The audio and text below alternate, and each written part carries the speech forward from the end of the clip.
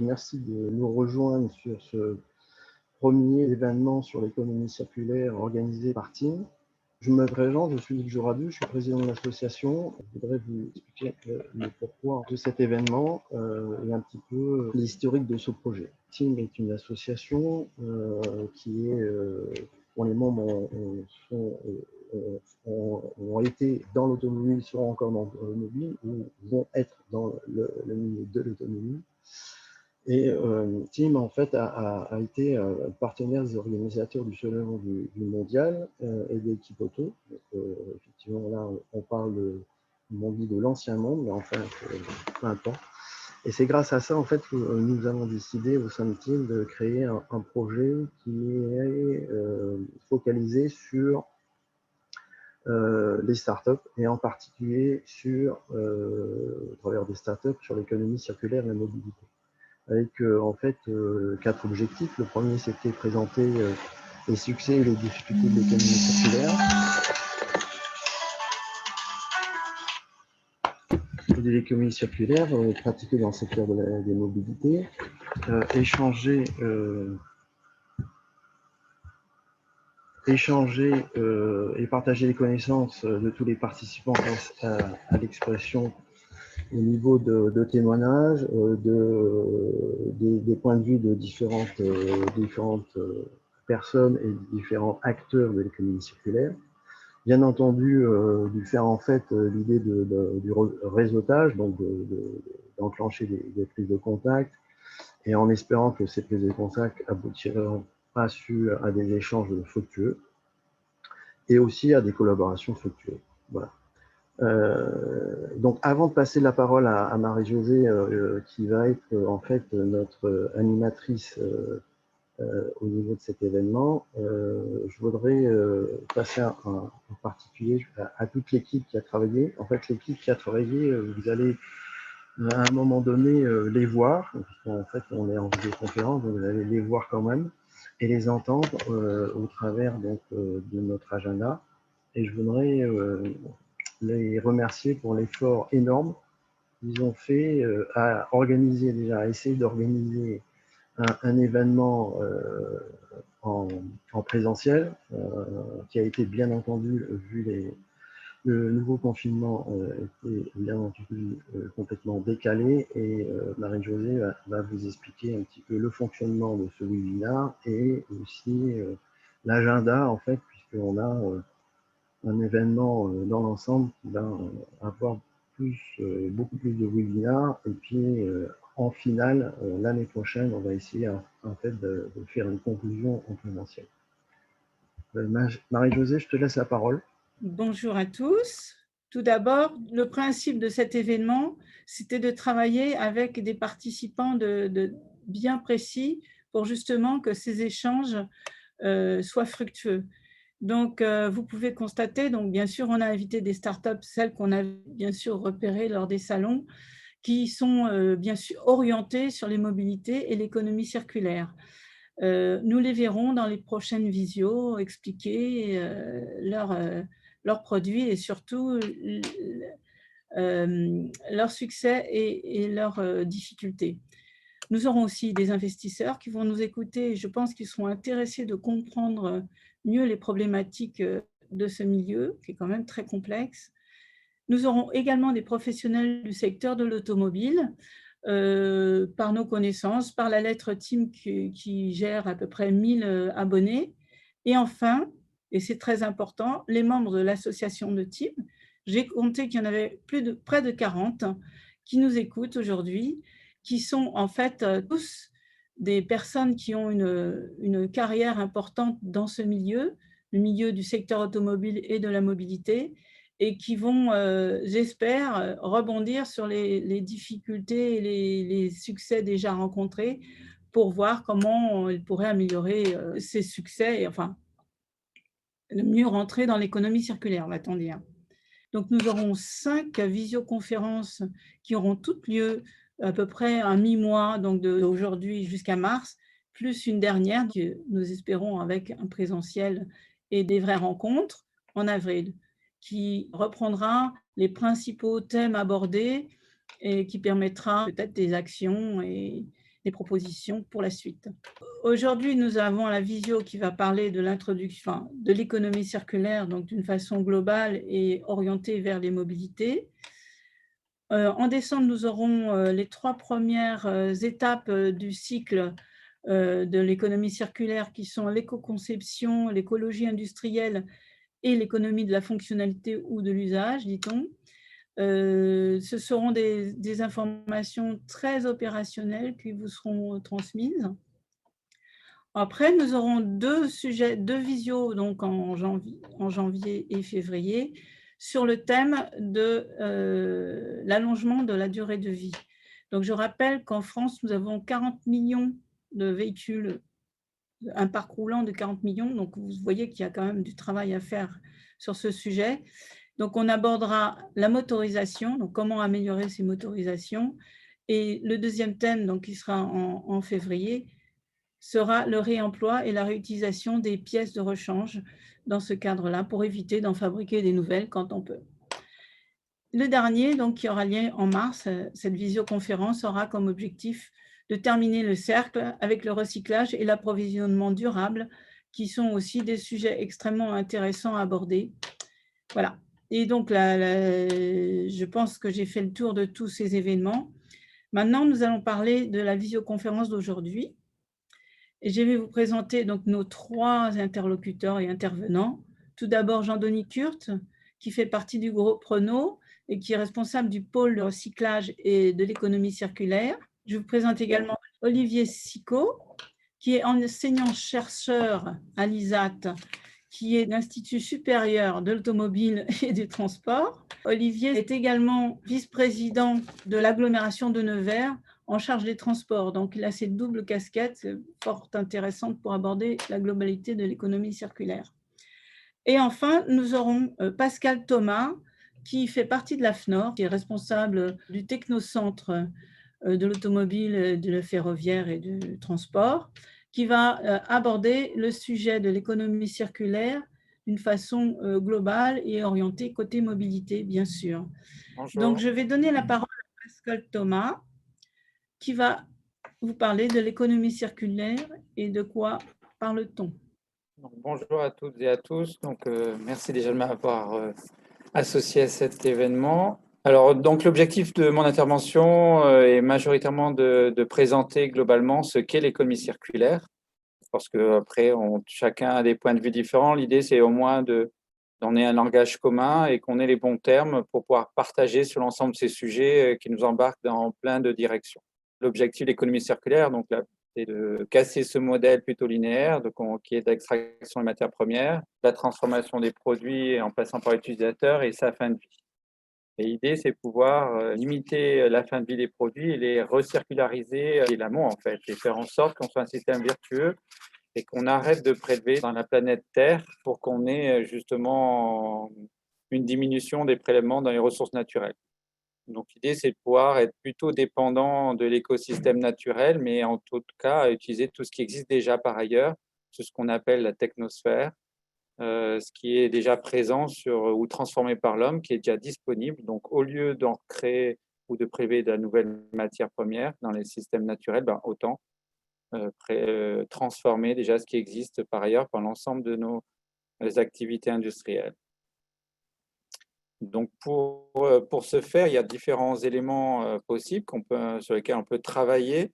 Donc, on appelle ça les 7 domaines d'action. Donc là, il y a la première norme française qui a été élaborée. Bon, pour les puristes, ça sera une XP, norme expérimentale, dont l'objectif est de pouvoir consolider l'ensemble des initiatives qui ont eu lieu sur l'économie circulaire et partager sur les différents leviers d'action sur lesquels les entreprises peuvent intervenir.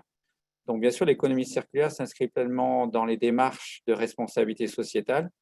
Donc, parce qu'on dit toujours qu'exercer sa responsabilité sociétale, c'est contribuer au développement durable. Et donc, il y a plusieurs biais ou leviers possibles pour pouvoir agir. Par exemple, c'est l'approvisionnement durable. Donc, si on prend la filière automobile, il y a un enjeu, par exemple, en termes de carrosserie.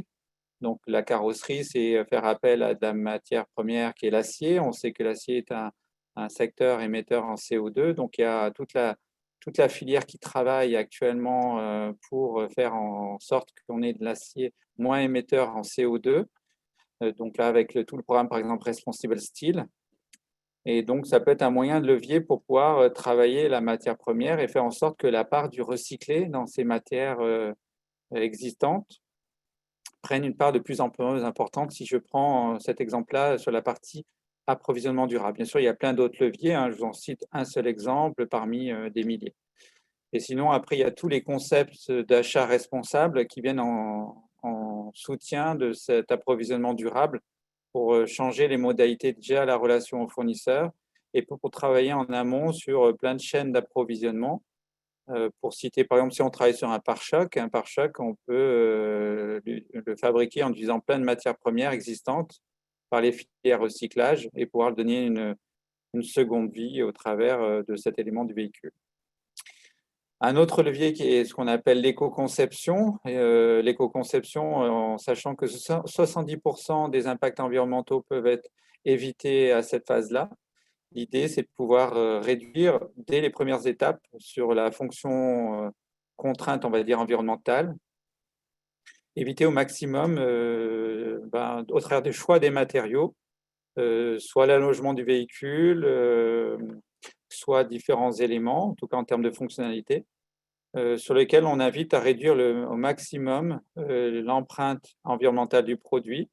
Donc, il y en a majoritairement qui parlent de l'empreinte CO2, mais il n'y a pas que, il y a pas mal d'impacts possibles au travers de l'éco-conception, voilà, sur la biodiversité et plein d'autres éléments. Donc, l'idée, si en amont, on réfléchit de manière intelligente sur éventuellement la déconstruction du matériau en fin de vie, ce sera plus facile de le recycler et de le réutiliser.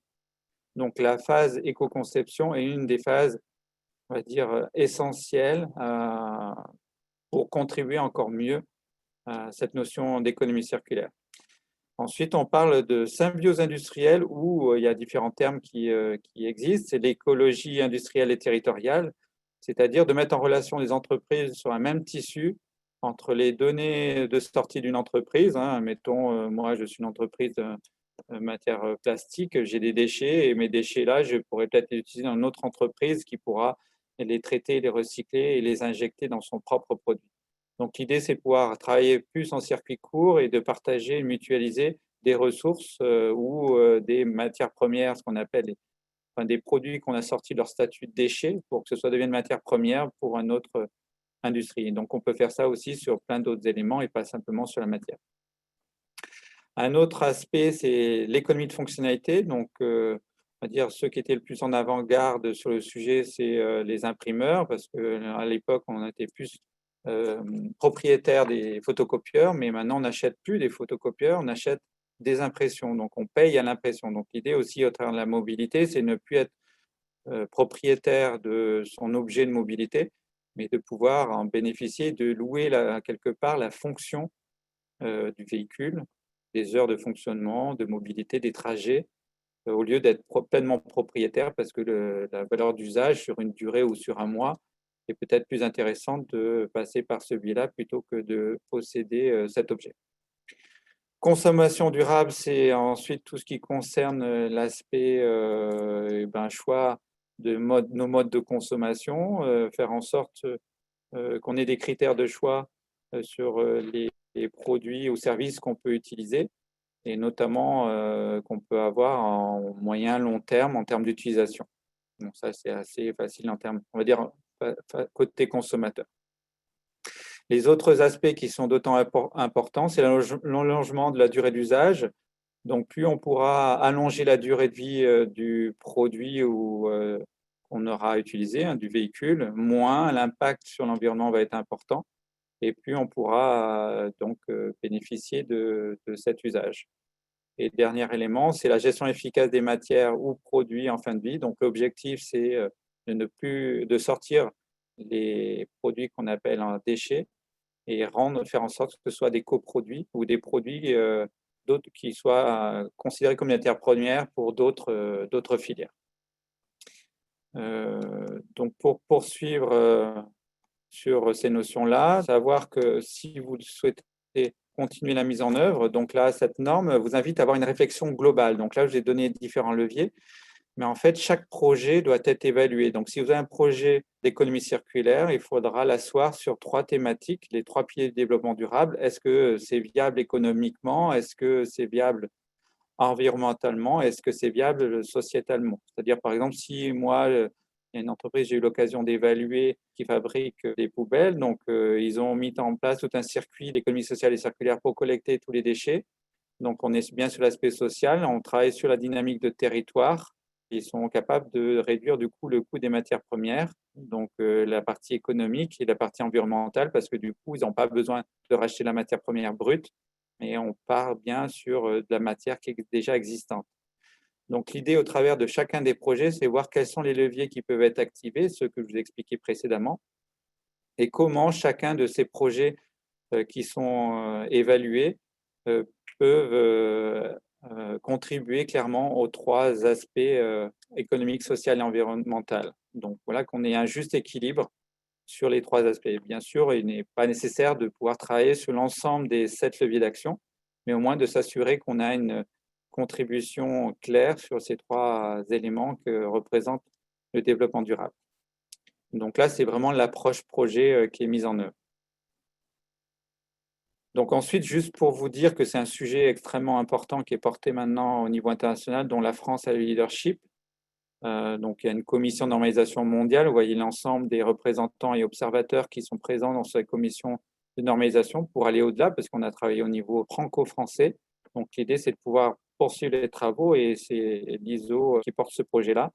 Donc, comme d'habitude, c'est des projets transparents où tout le monde peut y participer, y contribuer. Et de toute façon, chaque projet élaboré au niveau international passera en enquête publique. Donc, tout le monde aura accès à son contenu pour pouvoir se mettre en ordre de bataille si vous souhaitez porter des projets d'économie circulaire. Donc, voilà, je vous ai essayé de tracer rapidement sur un timing court pour vous donner une vision complète sur ce qu'est l'économie circulaire. Je donne donc la main à Jean-Denis, qui va nous évoquer la stratégie de Renault en matière d'économie circulaire et les activités qui sont faites dans ce cadre. Merci Marie-Josée. Je vais même aller directement dans le vif du sujet en présentant une série d'activités, en gros les différentes activités d'économie circulaire mises en œuvre par le groupe Renault et qui sont classées ici suivant ce qu'on appelle la hiérarchie, enfin une variante de la hiérarchie des déchets, qui est une hiérarchie entre les principes de l'économie circulaire, c'est d'éviter de produire le déchet par l'allongement de la durée de vie, la réparation. On va ensuite privilégier la réutilisation et ensuite le recyclage. Donc bon, là, je les prends dans l'ordre inverse, en commençant par la base. Donc déjà, l'utilisation de matériaux recyclés, entre guillemets, en boucle ouverte, c'est-à-dire des matériaux qui ne viennent pas nécessairement de l'automobile, mais qui peuvent venir de toutes sortes de secteurs. Et donc, voilà, sachant qu'aujourd'hui, on utilise en moyenne 30% à peu près de matériaux recyclés dans nos véhicules, dont pour les plastiques, où c'est un petit peu plus compliqué, 10 à 15% environ en moyenne de plastique recyclé. Et on a pour objectif, puisque comme je disais, c'était le plus difficile, donc c'est là-dessus qu'on met l'accent actuellement dans nos priorités, sur l'utilisation de matériaux recyclés, en tout cas qu'on met nos efforts, on a pour objectif d'augmenter de 50% cette utilisation de plastique recyclé en 2022 par rapport à 2013. Donc ensuite, on a un niveau un petit peu plus haut dans la hiérarchie qui est le recyclage en boucle fermée. Quand on veut dire en boucle fermée, on veut dire de l'automobile vers l'automobile, c'est-à-dire qu'on va collecter des matériaux, des déchets de nos usines ou en l'occurrence plus particulièrement des matériaux issus des véhicules hors d'usage, qui sont recyclés, et donc on va les collecter pour les recycler et les réintégrer dans la production de nouveaux véhicules. Et pourquoi donc en fait finalement c'est plus haut dans la hiérarchie? Puisque c'est parce qu'en fait, on ne va pas avoir de dégradation. À gauche, là, dans boucle ouverte, on est généralement plutôt, en règle générale, dans une espèce de spirale descendante de la matière, même si, bon, là, nous, quand on utilise les matériaux pour les mettre dans l'automobile, ça veut dire qu'on est quand même encore assez haut. Mais là, quand on réutilise des matériaux de l'automobile dans l'automobile, bon, finalement, on reste à qualité à peu près constante. Ça veut dire que finalement, on est dans une économie circulaire qui est relativement pérenne. Et donc, on fait ça à travers avec une filiale spécifique, 2 filiales même, qui donc vont collecter sur les véhicules hors d'usage, donc notamment les câblages en cuivre des véhicules, les pots catalytiques qui contiennent des métaux précieux, les platinoïdes, les boucliers en plastique, le polypropylène, et donc voilà, qui vont être recyclés pour les intégrer dans la production de nouveaux véhicules. On a également une nouvelle boucle de recyclage dont certains ont peut-être entendu parler à travers le textile recyclé de la nouvelle Zoé, qui est fait en partie à partir de ceintures de sécurité. C'est un textile qui est 100% recyclé, mais qui, parmi les matériaux recyclés qu'ils utilisent, il y a environ 30% de ceintures de sécurité qui sont des rebuts de production de ceintures de sécurité. Et il y a également en vert là, de nouvelles activités de recyclage qu'on développe, qui ne sont pas encore opérationnelles. C'est le recyclage du cuivre des moteurs électriques et également le recyclage des matériaux des batteries. Alors, on recycle déjà les batteries et leurs matériaux, mais en l'occurrence en boucle ouverte pour faire des alliages, etc. Et donc là, on a un projet pour pouvoir les recycler en boucle fermée pour refaire des batteries avec le cobalt, le nickel des batteries. Ensuite, on remonte dans la hiérarchie, on est sur la réutilisation. On a le business de la pièce de réemploi. C'est les pièces qui sont prélevées sur les véhicules hors d'usage, donc notamment dans le réseau Indra, qui est le réseau leader en France de la déconstruction automobile, qui est une filiale à 50% de Renault, Suez. Et donc, voilà, les pièces sont prélevées sur les véhicules hors d'usage, elles sont enregistrées dans un système en ligne qui contient des centaines de milliers de pièces avec toutes les références du véhicule dont elles ont été extraites, duquel elles ont été extraites, et puis donc qui vont être proposées pour la réparation des véhicules à nos clients dans le réseau après-vente, donc à un prix évidemment moins élevé, à environ de 50% moins cher que la pièce neuve, et évidemment avec un impact environnemental extrêmement réduit, pratiquement nul dans le cas présent, parce que c'est juste des pièces qui ont été prélevées. Voilà, on donne un coup de chiffon, on prend une photo, on les enregistre, et puis ensuite elles sont expédiées. Et puis, on a le remanufacturing, une activité plus historique qui a fêté ses 70 ans récemment, qui consiste à prélever des organes, enfin, à récupérer des organes hors d'usage, donc des moteurs, des boîtes de vitesse hors d'usage dans le réseau après-vente, à les expertiser, enfin, à les démonter, plutôt à expertiser les pièces, sélectionner les bonnes pièces qui n'ont pas été usées, les nettoyer et les rassembler avec des pièces neuves et donc proposer des organes qu'on appelle échange standard. Donc, même qualité, même performance, même garantie que les pièces neuves, mais là aussi nettement moins cher, en moyenne environ 40% moins cher, sont proposés également dans le réseau après-vente et aussi avec évidemment un impact environnemental très réduit. Donc, également encore plus haut, on va dire dans la hiérarchie, c'est l'extension de la durée de vie du produit. Donc, la réparation, bon, c'est une activité traditionnelle pour l'automobile, j'en parle même pas, mais ça l'est beaucoup moins dans l'électronique, notamment dans les batteries. Les batteries électroniques, ça ne se répare pas, ça se remplace. Mais dans la voiture électrique, c'est vraiment l'élément, le cœur du véhicule le plus cher, celui qui a quand même une empreinte environnementale conséquente à produire. Et donc, du coup, on va maximiser sa durée de vie. Donc, déjà, on va le réparer. Et ensuite, on va même prolonger sa durée de vie au-delà de la vie de l'automobile. Et donc ça, je vais en parler une minute juste après, mais juste pour finir avec le haut de la hiérarchie, on arrive finalement aux usages partagés, c'est-à-dire le fait qu'une voiture ne serve pas juste à une personne qui va aller par exemple le matin au travail, la laisser sur le parking et puis revenir avec le soir, mais va servir à plusieurs personnes, plusieurs trajets au cours de la journée. Donc, c'est l'intensification de l'usage et puis le partage, finalement, qui conduit à produire moins d'objets pour le même usage. Et donc, pour nous, acteurs, donc constructeurs automobiles, à aller d'un business model de vente de véhicules neufs vers un business model de l'usage dans lequel on va vendre de l'usage, donc de la mobilité. Et donc, pour finir, je parlais du cycle de vie de la batterie, donc qui est plus long, enfin de la batterie du véhicule électrique plus exactement, qui va avoir une étape en plus que par rapport à la plupart des produits, par rapport donc en plus de la première vie et du recyclage. Et donc cette étape, c'est la seconde vie, dans laquelle finalement une batterie d'un véhicule qui a terminé sa vie, mais dont la batterie est encore utilisable, ou alors dont le véhicule n'a pas terminé sa vie, mais la batterie finalement a perdu de l'autonomie, donc elle ne fournit plus le nombre de kilomètres d'autonomie attendu par le client. Et donc, finalement, cette batterie, on va la réutiliser, plus exactement la revendre à des partenaires avec qui on développe des solutions de deuxième vie. Donc, notamment ici, vous voyez un panel de solutions de stockage stationnaire pour stocker de l'électricité, notamment solaire ou éolienne. Donc, c'est l'électricité renouvelable qui n'est pas nécessairement produite au moment où on en a besoin. Si vous avez des panneaux solaires sur votre maison, que vous voulez utiliser l'électricité vous-même, il faudra la stocker. Et donc, c'est vrai à toutes les échelles, y compris à l'échelon national. Donc, voilà, on peut avoir toutes sortes de solutions de stockage stationnaire qui vont utiliser des batteries de seconde vie et donc maximiser leurs bénéfices environnementaux. Et également des solutions, donc là, à nouveau, vous voyez à gauche, nos partenaires et les solutions qu'on met en place avec ces partenaires de stockage stationnaire. Puis à droite, également des solutions de seconde vie mobiles pour les batteries, avec une start-up comme Carwatt qui va convertir des véhicules spéciaux, des convoyeurs d'aéroports, des véhicules de safari, Green Safari en Tanzanie, enfin en Afrique, des véhicules réfrigérés, frigorifiques également, par exemple, vous voyez, enfin, un camion à glace et autres, qui va avoir du coup des batteries de seconde vie pour alimenter toute la partie électrique ou réfrigération. Et également la mobilité, mais d'autres formes de mobilité, notamment fluviale ou maritime, avec, vous voyez, 2 exemples ici.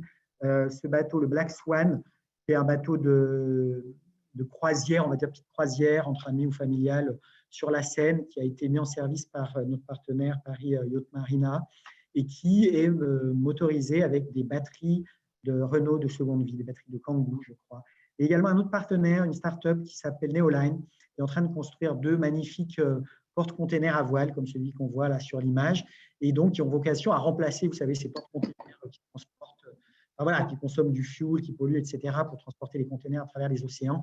Bon, là, c'est un bateau porte-containers qui va être motorisé principalement, motorisé entre guillemets, par la force du vent, avec les voiles là qu'on voit, mais qui aura une motorisation hybride en complément pour faire face à certaines conditions météo, également aux manœuvres dans les ports, et puis également pour fournir l'énergie à bord. Et qui, donc on est en train d'homologuer les batteries seconde vie Renault pour l'usage maritime, pour pouvoir les mettre sur ce type de bateau, où on en mettra environ 70 batteries de véhicules électriques de seconde vie pour un bateau. Et voilà, j'ai terminé mon intervention. Bon, il n'est pas facile de passer après Jean-Denis et Pascal. Je pense qu'ils ont été exhaustifs sur un certain nombre de points, donc je ne reviendrai pas sur ce qu'est l'économie circulaire. Et ne souhaitant pas ou ne pouvant pas être exhaustif sur ce domaine-là, dans l'éducation, j'aurais plutôt tendance à poser un certain nombre de questions. Donc, la première question en tant qu'enseignant-chercheur que l'on peut se poser, c'est quelle formation pour quel ingénieur en direction de l'économie circulaire et spécifiquement dans le cadre de la mobilité. Et la deuxième, comme Marie-Josée l'a dit, ma deuxième casquette, c'est élu. Et donc, c'est quel rôle pour les élus et quelle dynamique territoriale en direction de l'économie circulaire. Alors, souvent en économie circulaire, ou en tout cas dans la volonté d'avancer dans cette économie circulaire, sont interrogés, sont convoqués les chercheurs et les ingénieurs. Les chercheurs, souvent en amont par rapport à des solutions matériaux. Moi, je suis mécanicien et mécanicien des matériaux composites, donc principalement structuraux, donc avec des fibres de carbone, des fibres de verre qui, pour ce qu'on peut en savoir, ne participent pas globalement complètement à l'économie circulaire. Mais voilà, on est convoqué là-dessus et souvent la tendance c'est nous voulons verdir un certain nombre de nos matériaux, fort légitimement, et donc on va commencer par changer ces fibres synthétiques par des fibres naturelles, se poser la question des polymères, et j'y reviendrai.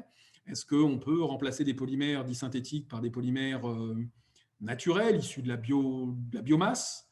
Et puis derrière, effectivement, est-ce que les matériaux plus traditionnels, les métaux notamment, peuvent participer, avec toute l'expérience qui est la nôtre, à participer à l'économie circulaire. Bon. En tant qu'enseignant, on nous demande aussi, voilà, les nouvelles tendances sociétales, les nouvelles tendances économiques, industrielles, c'est il nous faut former des ingénieurs capables de porter une politique, ou en tout cas de s'inscrire dans le cadre d'une politique d'économie circulaire. Singulièrement dans le cadre des mobilités, notamment automobiles, mais pas seulement. Et donc la question qui peut se poser à nous, enseignants-chercheurs, c'est mais comment former des ingénieurs qui seront ceux qui développeront, notamment dans les années à venir, cette économie circulaire, et avec quel profil? Et en fait, on s'aperçoit très rapidement, si on fait un petit retour dans l'histoire, qu'en termes d'ingénieurs, de formation d'ingénieurs, l'économie circulaire, finalement, est une donnée assez récente, à qui il faut donner une définition et accrocher des compétences pour que nos ingénieurs, les ingénieurs que nous formons, puissent être des acteurs pertinents dans les années à venir. Et à partir de là, la difficulté commence. Pourquoi? Parce que finalement, quand on regarde, et Pascal l'a bien présenté, très rapidement, en termes de conception et de matériaux associés, on se dit, tiens, le cycle de vie, c'est l'extraction, la fabrication, le transport, l'usage, la fin de vie. Mais quand on y regarde de près, former des ingénieurs capables de porter l'ensemble de ces problématiques interroge sur les compétences qu'on doit leur donner. Et quand on y regarde de près, l'économie circulaire interroge sur beaucoup de compétences. Des compétences techniques et scientifiques, bien évidemment, des compétences aussi en termes d'économie. L'économie circulaire, le premier mot qu'il y a dans l'économie circulaire, c'est économie. La deuxième, c'est s'interroger sur les formations à l'éthique. Est-ce que ces formations à l'éthique renforcent? Et on a vu fleurir ces dernières années la responsabilité des entreprises du point de vue de l'éthique. Et puis aussi des politiques de management, parce que mettre en place dans une société petite ou moyenne ou grande, l'économie circulaire nécessite souvent une modification des engagements des uns et des autres, une façon d'aborder son travail. Et donc, on peut s'interroger si, finalement, les écoles d'ingénieurs, notamment, transmettent l'ensemble de ces compétences à leurs élèves, à leurs futurs ingénieurs. Et ce n'est pas un processus qui est simple. Historiquement, effectivement, nous avons vu fleurir au milieu des années 90, fin des années 90, beaucoup de formations, beaucoup de modules de formation autour notamment de l'éco-conception. Or, comme l'a dit Pascal, l'éco-conception, ce n'est pas l'économie circulaire, c'est une partie de l'économie circulaire. C'est ce qui se passe au départ.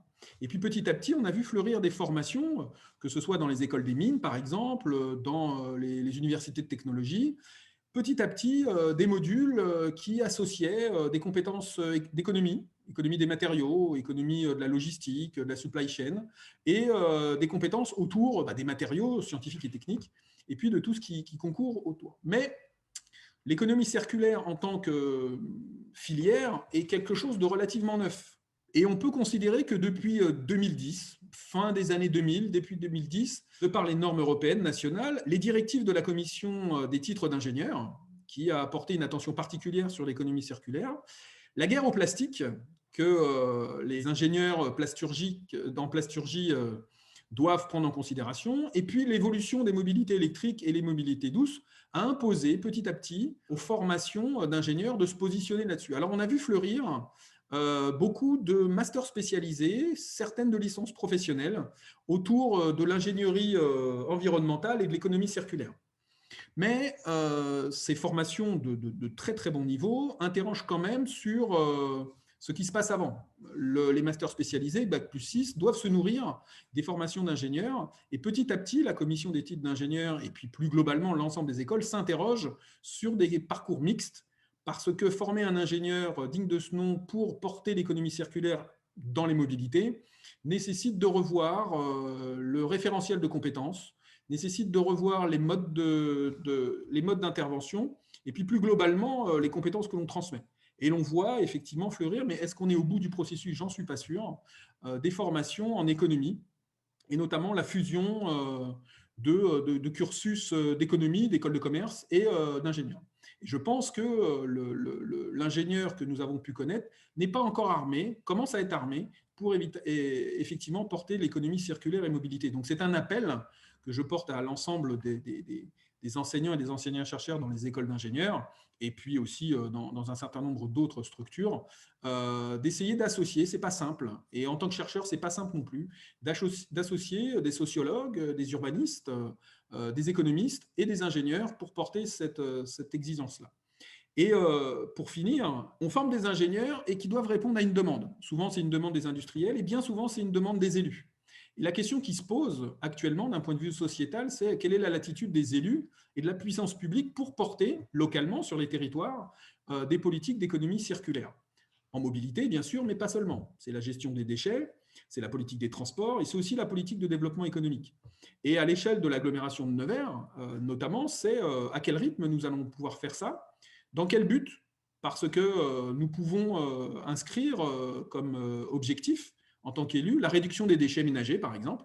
Sauf qu'on s'aperçoit que la réduction des déchets ménagers impacte notre réseau de chaleur, puisque le fait d'avoir un incinérateur, aussi performant soit-il, pour brûler des ordures ménagères, génère de la chaleur finale qui est balancée, excusez-moi du terme, dans un réseau de chaleur. Plus de déchets ménagers, plus de réseau de chaleur. Et à quel rythme?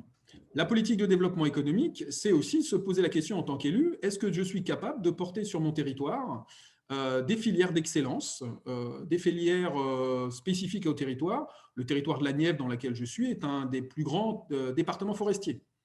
Est-ce que dans le cadre de l'économie circulaire, nous devons développer des filières autour du bois? Bien évidemment oui, mais comment? Et à quel rythme?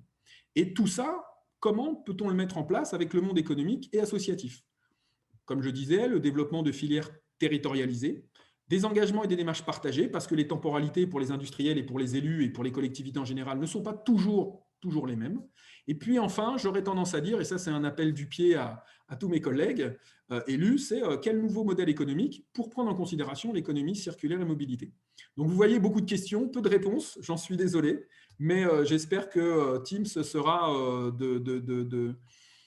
partisan de développer les échanges autour de ces problématiques. Voilà, je vous remercie. Je n'ai pas été exhaustif, mais j'ai essayé d'être le plus rapide possible.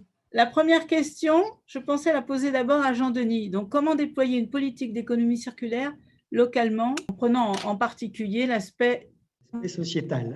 Je fais la fin de la phrase. D'une part, l'économie circulaire, oui, c'est quelque chose qui, de mon point de vue, a forcément une composante locale, puisque ça consiste à faire circuler des pièces, des matières, des véhicules, etc. Donc, c'est sûr que même si, bon, il y a dans certaines, on va dire, du recyclage à l'échelle mondiale, l'économie circulaire à proprement parler a plus vocation quand même, une vocation relativement locale ou au moins nationale. Nous, donc les activités que j'ai présentées tout à l'heure, la plupart se font en France, même si elles sont orientées sur des marchés un peu plus larges, notamment européens. Mais bon, après, on peut aussi aller en développant certaines de ces activités vers un échelon plus local. Donc, notamment, quand je disais qu'on va faire une transition vers un modèle de fabrication et de vente de véhicules neufs, vers un modèle de vente de mobilité, quelque part, ça veut dire finalement louer un usage de véhicules dont on va rester propriétaire et dont on va faire la maintenance. Ça veut dire que finalement, il y aura un moins grand volume de véhicules, mais finalement, il y aura plus d'activités de maintenance, de gestion de flotte, etc., qui forcément devront se faire localement, puisqu'on ne va pas transporter les véhicules sur 1000 ou 2000 km. Et je voudrais parler également d'un projet emblématique qui a été annoncé il y a quelques semaines par notre directeur général, Luca De Meo, qui concerne l'usine de Flins, qui est située en région parisienne et qui produit la Zoé. Donc, c'est une usine qui tourne bien actuellement, puisque la Zoé se vend extrêmement bien. Mais Renault va regrouper en fait la production des véhicules électriques à l'usine de Douai. Et donc, il a été annoncé que l'usine de Flins arrêterait d'assembler les véhicules. Donc, en d'autres temps, peut-être que ça aurait signifié la fermeture du site. Mais la direction a d'emblée, en faisant cette annonce, annoncé la volonté finalement de remplacer cette activité d'assemblage de véhicules neufs par la création d'un écosystème d'économie circulaire avec la vocation de maintenir, voire de développer le volume d'activité et d'emploi du site. Donc, ça illustre déjà l'impact local très fort qu'on peut avoir avec des activités d'économie circulaire. Donc là, finalement, on va développer, on va dire, localement la plupart des activités dont j'ai parlé tout à l'heure, notamment autour du recyclage, des pièces de réemploi, manufacturing, la gestion de flotte, de véhicules, l'énergie avec les batteries, etc. Mais quand on dit écosystème, on raisonne bien sûr écosystème industriel, écosystème comment on appelle ça, écologie industrielle, mais aussi écosystème d'entreprise. On veut s'entourer de partenaires, de start-up et autres, de la PME, de la mobilité, également écosystème de formation, etc. Je ne peux pas en dire plus parce qu'il y aura des annonces plus détaillées qui seront faites bientôt par notre directeur général. Mais voilà, j'ai trouvé que c'était un projet qui est vraiment emblématique pour répondre à la question, là, avec un impact sociétal et environnemental, bien sûr, local qui va être extrêmement fort. Merci beaucoup, Jean-Denis. Je vais passer la parole à Olivier. Donc, sur cette question, qu'est-ce que vous pouvez dire ? J'ai abordé un tout petit peu cette question dans la présentation. En tant qu'élu, souvent nous sommes confrontés à des envies paradoxales ou en tout cas des envies contraires. C'est-à-dire développer localement une économie circulaire nécessite d'identifier très précisément la temporalité de ce qu'on veut mettre en place. Et je vous parlais du bois typiquement. Le bois dans la Nièvre est une ressource très importante et d'ailleurs je crois qu'un certain nombre d'entre vous vont avoir un beau sapin de Noël chez eux qui probablement vient du Morvan et donc de la Nièvre. Et la question c'est par exemple la gestion durable des forêts. Ensuite, c'est qu'est-ce que l'on fait du bois coupé? Est-ce qu'on le transforme localement? Ça nécessite effectivement une structure industrielle. Ensuite, une fois que la première transformation est faite, quelle est la valeur ajoutée qu'on apporte à cette matière bois? Et puis, une fois qu'effectivement le bois est utilisé pour faire je ne sais trop quelle application, c'est qu'est-ce que l'on fait en fin de vie? Et localement, alors c'est vrai sur les territoires forestiers, mais c'est vrai sur d'autres territoires, sur d'autres sources, la question qui se pose aux décideurs publics, c'est est-ce que je suis en capacité de développer un écosystème, comme le disait Jean-Denis, un écosystème local qui permet de boucler la boucle. Et bien souvent, c'est là où ça pêche. C'est-à-dire qu'en fin de vie, beaucoup de territoires ne sont pas en capacité de redonner une vie supplémentaire ou de retransformer ou de réutiliser les produits, même produits localement.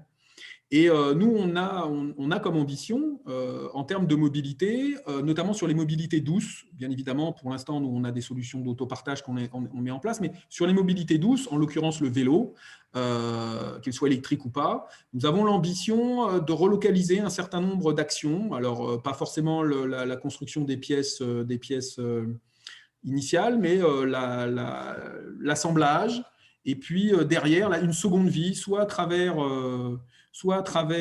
des recycleries, soit à travers des ateliers de réparation de vélos pour leur redonner une deuxième vie, etc., soit carrément travailler à récupérer, on va dire, les matériaux nobles, ou en tout cas les matériaux qui pourraient réutiliser. Pas recycler, mais réutiliser. Mais ça, c'est une temporalité qui est assez longue. Est-ce qu'on a des filières sur place? Est-ce qu'on est accompagné par, ça peut être la Banque publique des territoires, ça peut être la Caisse des dépôts et consignations, pour mettre en place ce type de filière. Donc, une vraie volonté politique et des citoyens, je crois, d'un point de vue sociétal, je crois qu'il y a une vraie volonté. La contrepartie de cette volonté affichée, c'est effectivement un changement de mentalité, le besoin de structurer des filières. Et puis derrière, c'est, je crois, mais je pense que c'est partagé, c'est de s'éviter les très bonnes mauvaises solutions, ou en tout cas les très bons mauvais mythes. Souvent, les plastiques, souvent l'acier sont considérés comme des matériaux à qui il faut faire la peau. Et je pense que dans le cadre de l'économie circulaire, c'est beaucoup plus compliqué que ça. Je vais poser la question à Pascal. Comment appliquer l'économie d'usage à la mobilité sur tous les territoires? Ce que je voudrais dire par rapport à cette partie économie d'usage, mobilité sur tous les territoires, en fait, c'est la relation finalement à l'objet qu'on a, parce que de toute façon, dans l'évolution, à la fois la transformation digitale, la transformation aussi de nos moyens de bouger ou autres, entre les transports doux et les véhicules classiques, tout le monde s'interroge sur la manière de se déplacer. Donc, on a vu l'émergence de plein de systèmes qui se sont mis en place avec des applicatifs même entre particuliers qui n'utilisent plus leur propre véhicule, ou le fait d'avoir également d'autres modes de transport qui se combinent. Et toute la difficulté de l'économie d'usage, c'est pouvoir faire converger une continuité dans l'usage. Et donc, les grosses difficultés, le gros challenge actuel, c'est pouvoir ne pas avoir ces ruptures de mode de transport. Par exemple, si on parle du véhicule électrique, on pourrait avoir cet usage-là, mais on pourrait dire, tiens, je fais un parcours beaucoup plus grand par rapport à l'autonomie,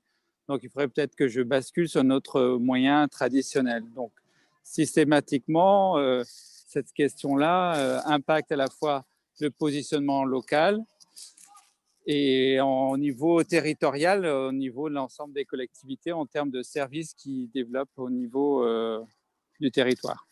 Voilà. Alors peut-être qu'Olivier pourrait avoir une information complémentaire par rapport à son rôle sur les transports locaux. Alors oui, alors de façon très courte, c'est une vraie problématique. Je crois que Jean-Denis, on a un tout petit peu parlé avec les projets que Renault peut porter. Nous, en fait, on a 3 problèmes. L'intermodalité, le passage effectivement de modes de transport individuels personnels à des modes de transport collectifs et à des modes de transport individuels partagés.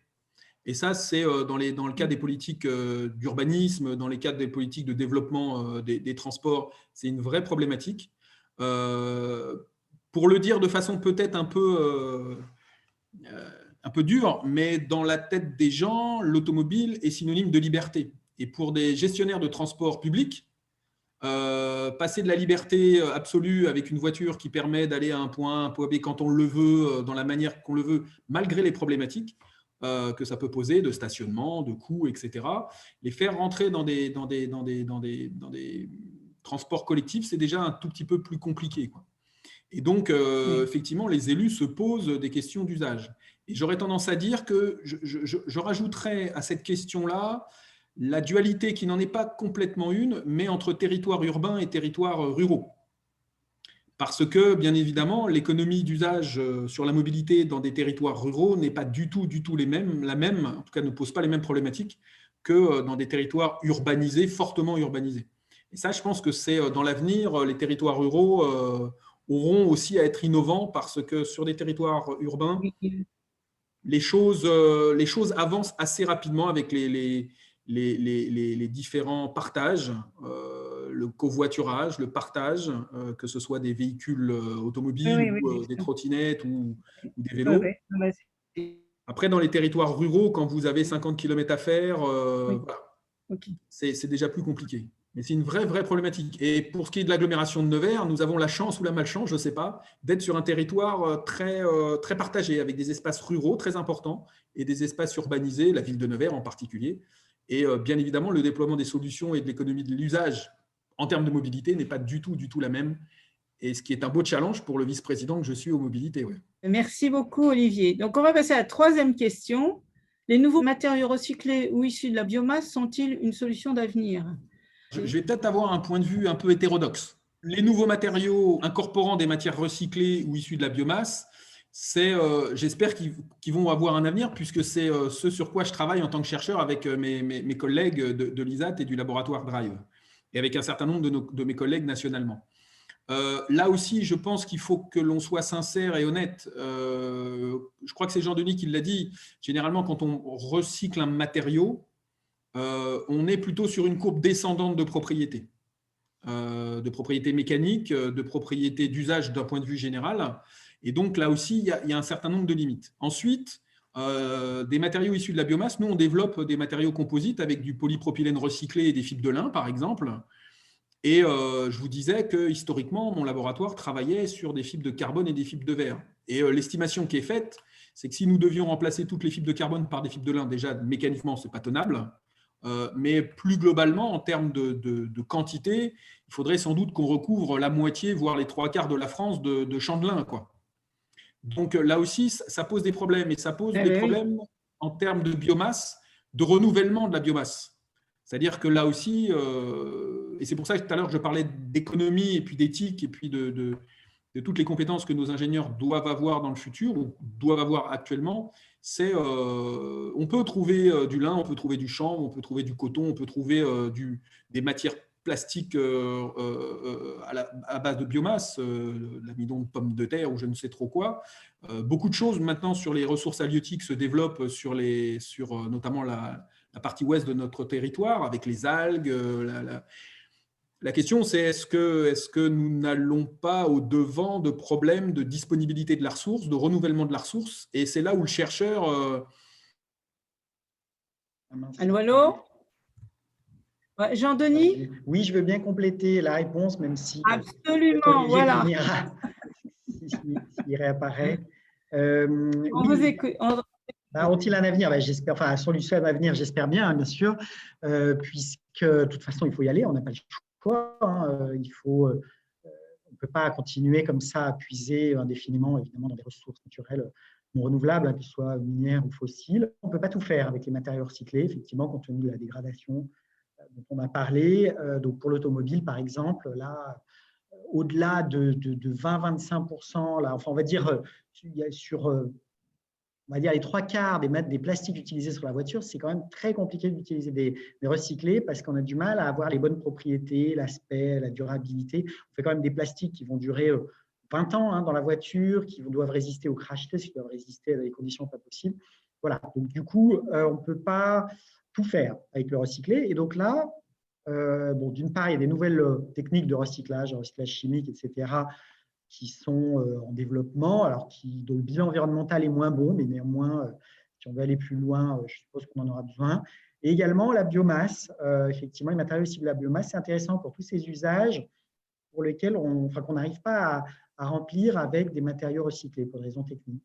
Et en revanche, on commence, on regarde depuis un certain nombre d'années, mais j'avoue, on était plus sur le recyclé, mais on commence à regarder les matériaux, les biomatériaux, les matériaux issus de la biomasse, en regardant quand même prioritairement les matériaux issus plutôt de déchets végétaux, si possible, pour éviter le problème évoqué par Olivier, c'est-à-dire que si on remplace tous les matériaux issus du pétrole aujourd'hui par des matériaux issus de cultures, monoculture, malheureusement, peut-être qu'on va remplir tout le territoire, on n'aura plus rien à manger, ou en tout cas, le territoire ne suffira pas.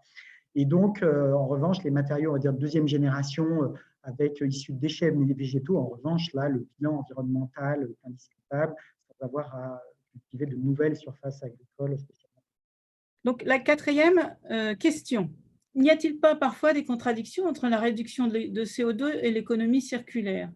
Effectivement, le risque est tout limité au CO2, c'est parfois trompeur parce que l'économie circulaire, ce qui est important, comme j'ai expliqué, c'est vraiment l'équilibre entre les 3 piliers économique, social et environnemental. Or, quand on se base que sur le CO2, on n'est que sur un monocritère. Et lorsqu'on travaille sur l'éco-conception, on ne peut pas dire que j'améliore le CO2 si j'introduis des matériaux finalement dont son impact social ou sur d'autres critères tels que l'eutrophisation ou d'autres impacts que ça peut avoir sur la nature. En fait, on va travailler ou favoriser des matériaux ou favoriser des comportements ou des solutions qui vont être contradictoires parce qu'on sera peut-être super beau sur le papier en CO2, mais en réalité, socialement, c'est pas terrible. Économiquement, en général, c'est plutôt lié et on y va. Mais en tout cas, le rôle social, il aura peut-être détruit de l'emploi où on n'aura pas pu associer des structures telles que l'économie sociale et solidaire.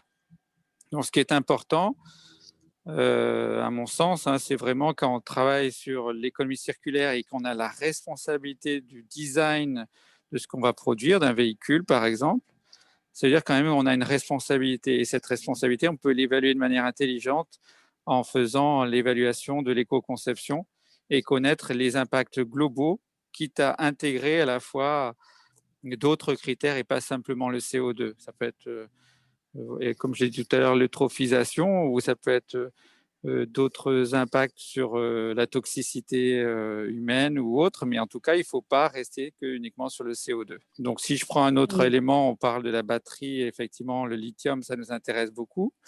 Si on prend que le CO2, le transport, l'extraction de matières premières, ça va être intéressant. Mais par contre, si on regarde l'extraction de matières premières, on va dégrader de la biodiversité pour pouvoir avoir ce matériau-là. Donc, déjà en termes de matières premières. Et de toute façon, même si après on a une circulation du projet, on aura toujours une contrainte de cette matière première disponible et il ne faut pas regarder uniquement sous l'angle CO2. Oui, effectivement, il ne faut pas se limiter au CO2, il faut regarder effectivement le bilan environnemental global, même si, en l'occurrence, dans le cas du véhicule électrique, globalement, même quand on prend tous les impacts, il est très positif, puisqu'on remplace quand même le pétrole à la base comme carburant. Mais on a quand même, dans un certain nombre de cas dans l'automobile, ça illustre bien la contradiction qu'on peut parfois avoir entre des arbitrages, on va dire, en faveur du CO2, notamment l'allègement des véhicules, réduire la consommation d'énergie, et donc pour les véhicules thermiques, les émissions de CO2, mais les véhicules électriques aussi, à travers la production d'électricité. Et en fait, ces matériaux, donc pour l'allègement, on va avoir recours à des nouveaux matériaux innovants, plus légers, mais qui généralement, de par leur caractère innovant et nouveau, ne sont pas disponibles en recyclé, parce que ce n'est pas les matériaux d'avant, tout simplement. Donc, ils seront disponibles en recyclé peut-être dans 20 ans, ou peut-être avant, j'espère. Mais du coup, effectivement, parfois, on a cet arbitrage à faire entre utiliser un matériau recyclé, par exemple le polypropylène dont je parlais tout à l'heure, qui va avoir un certain poids, et puis on aura une version expansée de ce polypropylène, qui va être 2-3 fois plus légère, mais qui va être issue elle-même du pétrole. Alors, le bilan environnemental sera globalement, en tout cas le bilan CO2 sera globalement plus positif parce que, en tout cas, sur un véhicule thermique, c'est la phase d'usage, la consommation de carburant au roulage qui est vraiment prédominant par rapport à l'impact de la production du véhicule.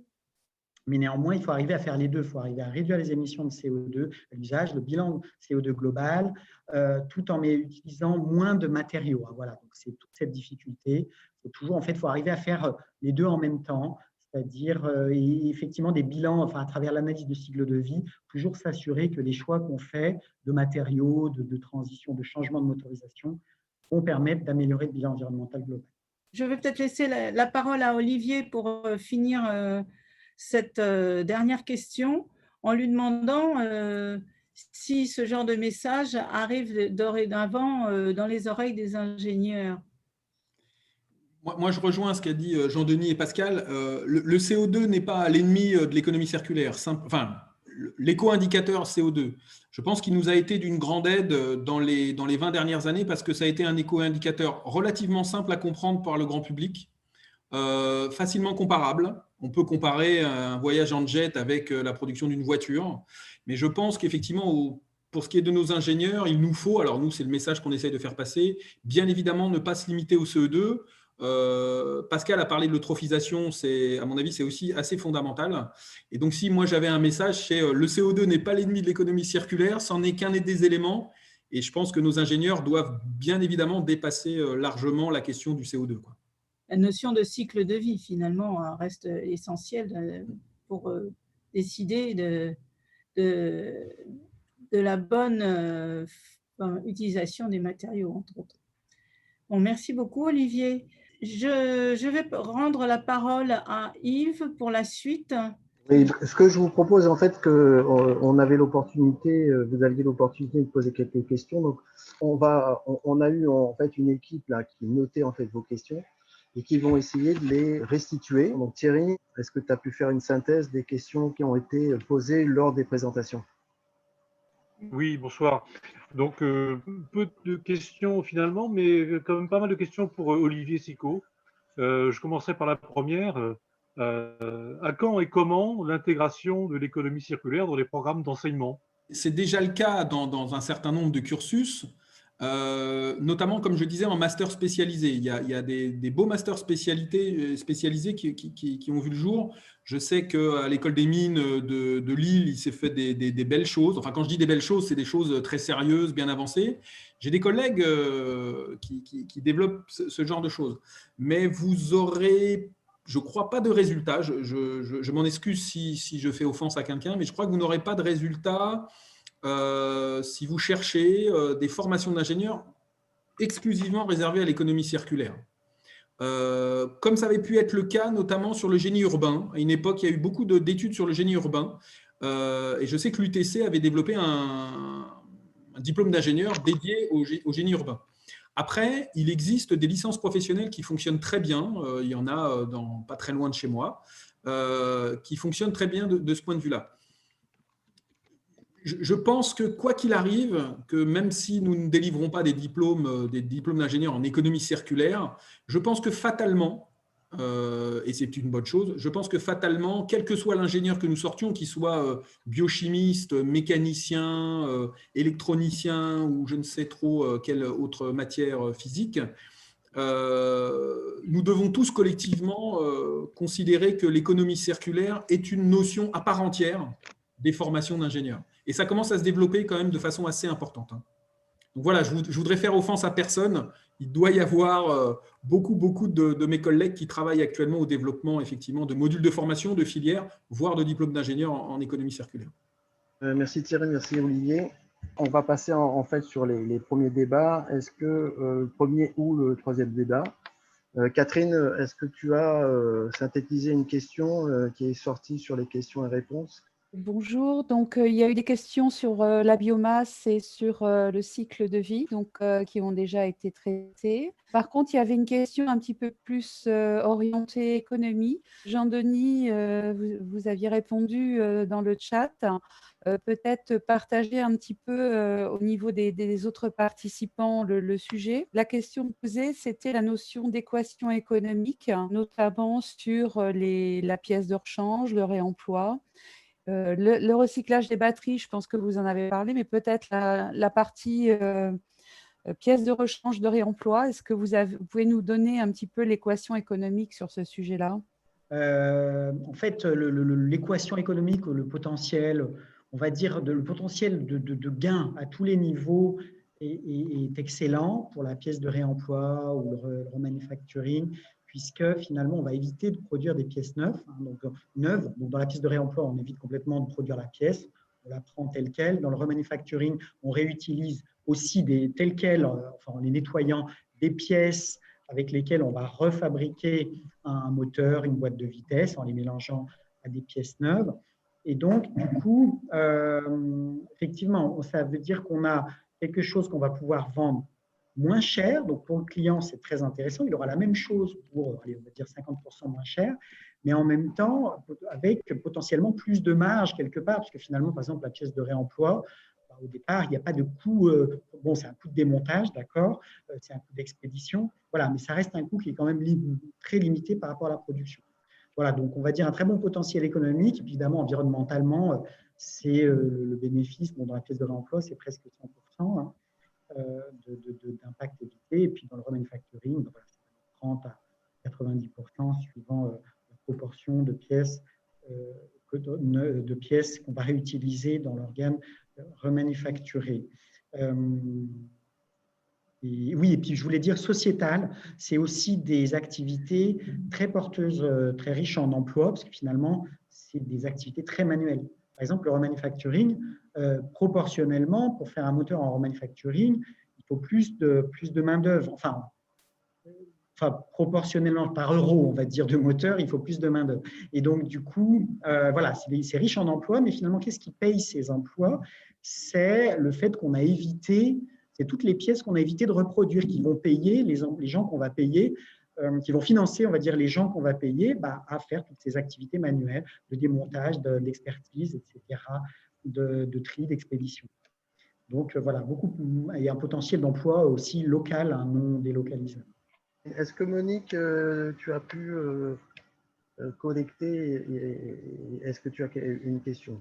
Alors, en fait, moi, j'aimerais qu'on puisse approfondir cette dernière question de l'équation économique, mais en la mettant en relation, si possible, avec les gains environnementaux, comment ça se manage entre les deux, et avec un focus sur la mobilité, parce que j'ai bien entendu parler de la réparation automobile, j'ai entendu parler d'un autre exemple qui sont les batteries électriques, mais finalement, on n'a pas beaucoup parlé. Vous avez évoqué la continuité de service, je crois, Jean-Denis Curtis, mais pas vraiment de comment se situe l'équation économique et les gains environnementaux quand on l'applique à la mobilité, c'est-à-dire au fait, à d'autres solutions de mobilité que la possession automobile classique.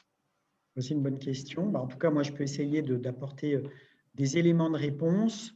Donc, j'ai répondu, bon, évidemment, c'est la mobilité, hein, quand on parle de réparation, pièces de réemploi, etc. Mais là, je comprends bien que la question porte sur la mobilité comme un service, les services de mobilité, que ce soit avec des voitures d'ailleurs ou d'autres, les trottinettes, etc. Je vais tenter d'y répondre. On va dire que c'est forcément c'est logiquement des activités qui vont peut-être représenter moins de chiffre d'affaires, mais potentiellement une meilleure rentabilité de par le fait qu'on vend un service et on a moins de coûts pour produire des nouveaux objets. Néanmoins, si on le fait sans appliquer les principes de l'économie circulaire, et notamment les opérateurs, enfin les business actuels, par exemple, de trottinettes partagées, trottinettes électriques partagées, sont assez critiqués de ce point de vue-là, parce que finalement, la durée de vie actuellement des trottinettes est très courte, et ça pénalise largement le bilan environnemental global, ça pénalise aussi le bilan économique, à ma connaissance, ces opérateurs aujourd'hui ne gagnent pas d'argent. Donc, du coup, finalement, pour que ces business, ces nouvelles activités économiques, que ce soit dans l'automobile, l'autopartage, les trottinettes, le vélo, etc., dans partager puisse être rentable, l'aspect circulaire et l'aspect maintenance, etc., optimisation, prolongement de la durée de vie, maintenance préventive, mais réduction aussi de toutes les opérations de maintenance, de réparation et de leurs coûts, réduction dans le sens où on va concevoir le produit de façon à avoir moins besoin d'opérations de maintenance et de réparation. Eh bien, le fait d'appliquer ces principes de l'économie circulaire sera essentiel pour maximiser non seulement la profitabilité, mais l'optimiser également le bilan environnemental positif de ces nouveaux modèles d'affaires de la mobilité. Bon, donc, sauf si Olivier si vous, Olivier ou Thomas, vous voulez répondre à la dernière question. Juste donner un chiffre. Voilà.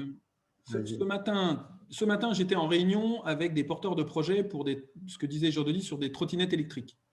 Et quand on leur pose la question quelle est la durée de vie de ces trottinettes, ils nous disent 18 mois. C'est-à-dire qu'ils considèrent qu'au bout de 18 mois, les trottinettes potentiellement qu'ils mettraient sur notre territoire sont en fin de vie. Et sur un territoire aussi petit que le nôtre, entre parenthèses, ils prévoient 200, 300 trottinettes. Et donc, si vous vous dites, voilà, la trottinette électrique, c'est bien parce que ça développe la mobilité durable, mais qu'en même temps, au bout de 18 mois, vous avez 200 trottinettes électriques dont vous ne savez pas quoi faire et comment vous allez recycler tout ça, ça relativise effectivement, comme le disait Jean-Denis, l'équilibre entre durabilité du système partagé et l'impact environnemental que ça fournit. Donc, nous sommes confrontés à ces équilibres-là et je crois que ça va aller en grandissant parce que, et puis potentiellement, je ne sais pas, je veux pas, mais potentiellement, ces trottinettes ne sont pas fabriquées dans le Morvan. Elles sont fabriquées plutôt à l'autre bout du monde. Voilà, donc c'est des équilibres économico-sociétaux qui ne sont pas simples à appréhender. Je précise que juste à 18 mois, quand ils annoncent ça, c'est probablement dans le meilleur des cas. Je sais qu'il y a certaines études, je ne sais pas ce que ça vaut. Il y a des études américaines aux États-Unis qui annoncent 3 semaines en moyenne. Mais bon, après, après, il y a du vandalisme, etc. Oui, mais là, justement, il y a la ville de Paris, notamment, a réduit le nombre d'opérateurs et donné un cadre dans les cahiers des charges pour réduire cette espèce de gabegie de trottinettes. Donc là, on commence à appliquer des principes un peu plus sobres. Mais pour ce qui est des flottes de vélos électriques, en revanche, là, on a beaucoup progressé sur la maintenance préventive, etc. Là, ce que vous évoquiez comme une optimisation de la maintenance, elle est déjà bien avancée chez pas mal d'opérateurs. C'est assez avancé, mais on continue à y travailler en essayant d'anticiper sur la conception des futurs véhicules. Bon, bah écoutez, merci beaucoup. Moi, ce que je vous propose, en vous remerciant de ces interventions et de vos présentations, je propose de laisser la parole à Jean-Marie, qui va nous faire, en fait, qui a la lourde tâche de nous faire une conclusion à ce premier webinaire. Alors, la première chose que je voudrais faire, c'est remercier tous les intervenants et les conférenciers qui ont travaillé ça avec nous depuis plusieurs semaines maintenant. Et quand on connaît les difficultés que nous avons rencontrées pour mettre au point un programme qui remplace la réunion initiale qui était prévue pour aujourd'hui, mais en présentiel, on ne peut que se féliciter de la ténacité de Marie-Josée. Ceci dit, qu'est-ce que vous avez compris? Quel était le déroulement suivant? Donc, nous allons avoir des sessions qui vont se dérouler de la même façon, encore 4, et qui seront qui se termineront par une réunion qu'on espère en présentiel quelque part au milieu du mois d'avril. Et ces sessions vont finalement s'articuler autour des 3 domaines qui sont l'offre, le consommateur, la gestion des déchets et les piliers dont a parlé tout à l'heure Pascal. il a parlé de 3 piliers, mais en fait, la littérature, souvent, en propose 7 qui vont être tous déclinés au cours des 4 conférences qui vont suivre, avec des intervenants, donc différents, complémentaires, mais qui sont dans le monde de la réalité. Et ce que je voudrais dire, c'est que ce que je ressens après avoir écouté avec attention tout le monde, toute cette approche a été relativement technique. On a beaucoup parlé d'ingénieurs, on a beaucoup parlé d'innovation, de conception, de nouveaux matériaux, de problèmes de recyclage, etc. Il me semble qu'il va falloir transformer un peu cette approche, enfin, sans l'oublier bien entendu parce qu'elle est essentielle, mais je pourrais essayer de résumer en disant que finalement l'économie circulaire, c'est innover, c'est produire des biens, des services en respectant la nature et l'homme. C'est un peu simple, mais je pense que ça permet de passer des messages d'une façon efficace.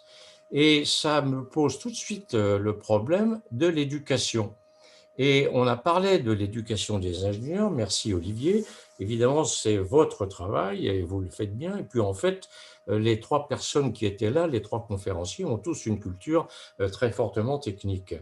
Mais l'éducation va être importante. Elle va être importante aussi bien au niveau des enfants, et pourquoi ne pas introduire, comme on avait dans le passé, des modules éducation civique, d'avoir un module sur l'éducation d'économie circulaire. Pourquoi je dis ça? Parce que finalement, tout ça ne marchera au plan pratique, même que si le consommateur change son comportement. S'il abandonne ce qu'il avait comme position actuelle, finalement le jetable, c'est pas mal du tout. Et si on n'arrive pas à transformer ce comportement d'une façon assez rapide, et quelle que soit d'ailleurs la position politique des nations, des pays, parce qu'on sait que là, malheureusement, il y a des différences culturelles très fortes, je pense qu'on aura du mal à vraiment mettre en place cette stratégie et cette approche d'économie circulaire qui est probablement l'économie du futur. Voilà ce que je voulais dire. Je voudrais en fait vous remercier parce que vous étiez assez nombreux, très nombreux même, autour, entre guillemets, on va dire, autour de la table ou autour de cette présentation. Je réitère de nouveau mes remerciements au niveau des intervenants qui ont mis beaucoup de motivation, beaucoup de sérieux, de professionnalisme et beaucoup d'indulgence pour organiser ce webinaire. Voilà, et aussi, bien entendu, tous les personnes de team qui sont intervenues, qui ont travaillé avec toutes les difficultés que Jean-Marie nous a aussi de nouveau rappelées. Voilà. Bah, écoutez, merci beaucoup. Merci de votre attention et je vous souhaite une bonne soirée. On va dire, protégez-vous bien. Et puis, au 17, on va croiser les doigts pour que tout le monde soit là et que la situation s'améliore et qu'on reprenne un petit peu notre vie d'avant. Voilà. Merci. Bonne fin de soirée. Au revoir tout le monde. Au revoir, merci.